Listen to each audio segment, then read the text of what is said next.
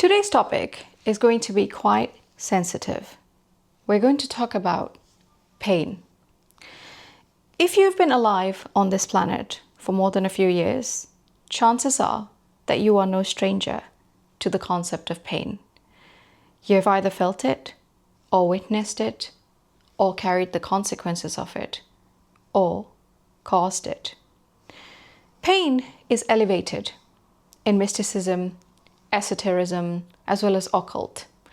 It is glorified in spiritual and religious traditions. It is even romanticized in poetry, shairis, ghazals, and qalams, as well as it is eroticized in certain Western sexual subcultures. Psychologically, there are two widely known concepts in relation to pain: sadism and masochism. Both of them can be present relationally and can be expressed sexually, emotionally, or mentally. However, regardless of how they are expressed, there's always a psychological dynamic at play. A sadist is a person who likes to and/or enjoys inflicting pain and discomfort on a living being. They feel a sense of rush in their body, or aliveness, or profound excitement when certain antics or tactics that they have deployed on a living being result in their suffering or their response in response to the tactics that they have deployed. A masochist, however, is a person who seeks intolerable amounts of pain purely for the purpose of wanting relief. A masochist does not inflict pain. They experience pain and they justify themselves while experiencing massive amounts of pain. Because deep down, they believe that they cannot have a relationship unless they go through a pain or they go through saving or healing person, or the process of saving or healing the relational dynamic as an entity. A sadistic person, or a person who has sadistic tendencies, seeks to justify their behavior or cruelty inflicted on a living being in form of self-righteousness. However, a masochistic person goes through tremendous amounts of pain in form of self-justification. A sadistic person feeds off of blaming the other party in the relationship. Sometimes they can hyperfixate on the flaws of the other party, or they can tell themselves as a way of justifying to their own conscience that I would not be dealing with this person the way I am dealing if they were carrying themselves with the dignity of a human being. A sadistic person takes the posture of a judge or an executioner in a relationship. In their unconscious mind, they're trying to bring rightness or order or organization into the relationship dynamic or to the person that they see so flawed. A masochist, on the other hand, feels like the chosen one. They feel like just by the virtue of having to go through so much amount of pain because they are sacrificing themselves for the relationship, they are closer to the divine, as if they are holy or in a way angelic. They feed off of the guilt that they're trying to induce and project towards the person that they are either in relationship with or towards the sadist on the other end. So their inner monologue could be, look how much pain I'm enduring for the sake of this relationship. I am such a good person and this person is such a bad person. Look how much I'm willing to suffer for this relational dynamic in order to save it or heal it, or trying to save or heal this person. Surely God sees me now. Surely this person will stop and look at me and value what I'm going through. A sadistic person, however, looks at the masochist or the party that they're in a relationship with and thinks to themselves, they've had it coming.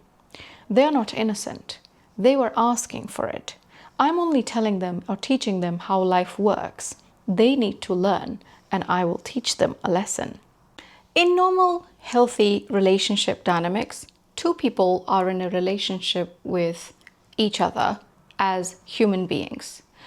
In the sadistic and masochistic relational dynamics, both of the people are chipping away on the humanity of each other.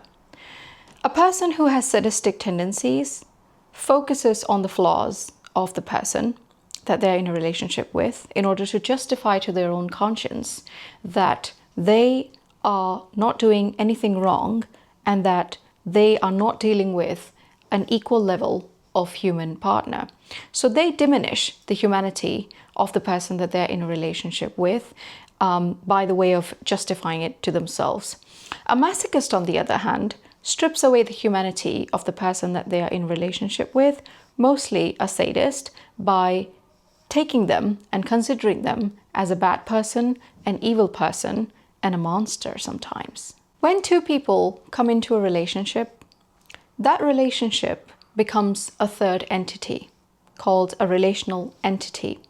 It gets fed by intention, expressions, experiences, actions, etc. It has its own gravity because of the attraction between these two people, as well as its own stability because of the differences between personalities of those two people. It also has entropy and equilibrium based on the different attributes and interactions and what's actually being fed to that relational entity by these two people. From an occult lens, you do not cease to have a relationship with a person just because you have broken up with them. The way you relate to them changes. So if you are in a relationship with somebody and you find yourself in this dysfunctional dynamic and you want to change the way you relate with them, if you are somebody who has sadistic tendencies, then I would recommend that you deploy your cognitive empathy while intending any action towards your partner. The fact that you have sadistic tendencies means that your somatic empathy faculties are not available to you yet. If you are somebody who has masochistic tendencies, then I would recommend that you deploy somatic empathy and really sit down and consider the fact that you are going through so much pain. Would you recommend, or can you see anyone else going through the same pain and judge it right by them? There is a reason why consensual sadism and masochistic play is permitted in society and have their place. It is because it's easier to absolve as well as get momentary relief if you participate in such plays, because it's inherently very difficult to do the good old dirty work of shadow work or healing yourself. Most of the people who have these kinds of traumas do not remember majority of their childhood. So in order for them to work on their trauma, a lot of techniques would need to be deployed. However, if you're a person who has either sadistic tendencies or a person who has either masochistic tendencies, you need to be very sure that whoever you're going in a relationship dynamic with knows about your tendencies, because the fact that it can very quickly turn into a non-consensual sadistic or masochistic play, even if you innocently feel like you are only having fantasies and you're actually not doing anything with the person who is not expecting to play or participate into these dynamics, there can be profoundly dangerous consequences to your own psyche as well as emotional bodies just by the virtue of you playing into that relational dynamic because of what you are feeding to the relational entity. Spiritually speaking, there might be massive spiritual consequences as well. Sadistic actions can be blunt and can be direct. However, masochistic actions tend to be underlying and manipulative in nature. This is the reason why both of these parties, once they get into a relationship, unconsciously start to resent each other. A lesser known idea is that both sadism and masochism are two ends of the same coin. They're actually shadow aspects of each other. So, when a person identifies as a sharp sadist in their life, and if they believe that the world is a dog-eat-dog world anyways, or I will never allow anyone to hurt me, or I will hurt them before they can help me, can have latent masochistic tendencies. As well as a person who identifies as a masochist and feels holy by sacrificing themselves or going through pain in a relationship dynamic or for a person, or feel like they're so close to divine that they're the chosen one, can swing on the extreme end of pendulum because of their latent, undiscovered sadistic tendencies. It is a belief in spiritual and esoteric circles that either of these people, if applied enough pressure to their psyche or emotions in terms of pain, can actually turn and change into their shadow part. So, for example, a sadist in its inherent form is a profound fear of feeling pain. A masochist in their inherent form is somebody who refuses to inflict cruelty or inflict pain. And they also refuse to feel the grief of living a life of self-sacrifice. So what happens if by chance or by divine ordeal, both of them go through a life circumstance where their psyche cracks open? Then a sadist can have their latent masochistic tendencies unlocked, and they can go into this deep self-defeated position where they can feel like the life or God himself is against them. They can go into self-destructive coping mechanisms, as well as go into self-sabotaging behaviors such as over-intoxicating or doing drug abuse or reckless driving or self-sabotaging their career or other relational opportunities.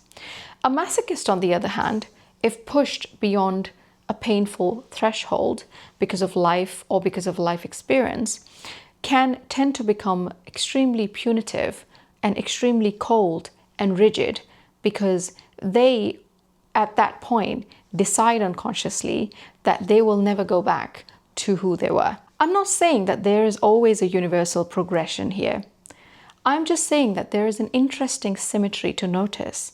Because pain goes out and pain goes in, there is a very thin line when a person walks on either identifying as a sadist or identifying as an unconscious masochist.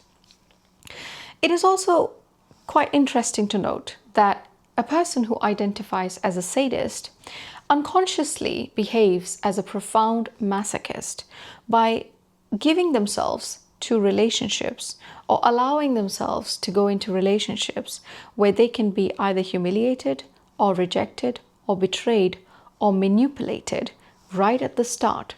That way, it becomes a self-perpetuating cycle, and whatever they believe about themselves, about the other person, or about life itself becomes the way it's supposed to be. A masochist, on the other hand, also has a profound self-sadism, because when they find themselves in dynamics where pain is never ending, they never opt out, which in turn becomes a self-reinforcing cycle of them behaving like a masochist. But the irony is, these two parties can do the tango till their last breath.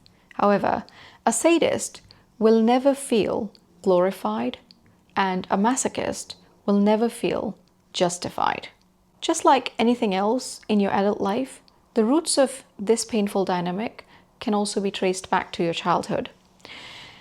Once you see the subtle sadism and masochism that is instilled in the childhood of how our human collective raises children, it is impossible to unsee it. It is that subtle. For example, of an extreme case, in certain Eastern cultures, it is normalized that parents have a prerogative to make the children obedient and discipline them. They can sometimes use extreme verbal humiliation and emotional neglect, as well as psychological torture and very immense measures of physical violence in order to make their child obedient or disciplined. But because the person on the receiving end of this treatment is a child, this kind of upbringing can border on sadism. When that child grows up or can speak up or wants to individuate or tries to challenge the authority of parents or elders in their family, they are then given massive amounts of guilt. In those circumstances, the parents can turn to the child and say, "Look what all I have done for you. Look how life has done a number on us already.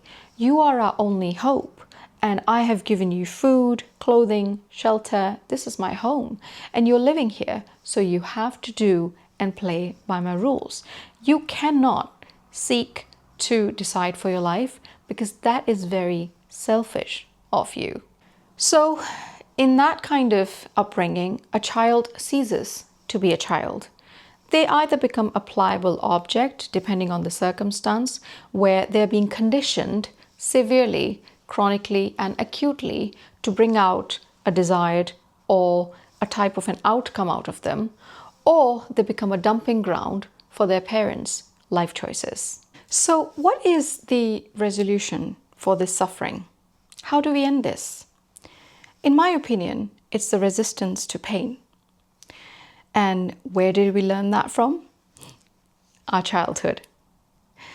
When children are in traumatizing, neglectful, or unhappy childhoods or unhealthy environments, their joy, their desires, their needs, their authentic selves, as well as their pain, becomes a burden.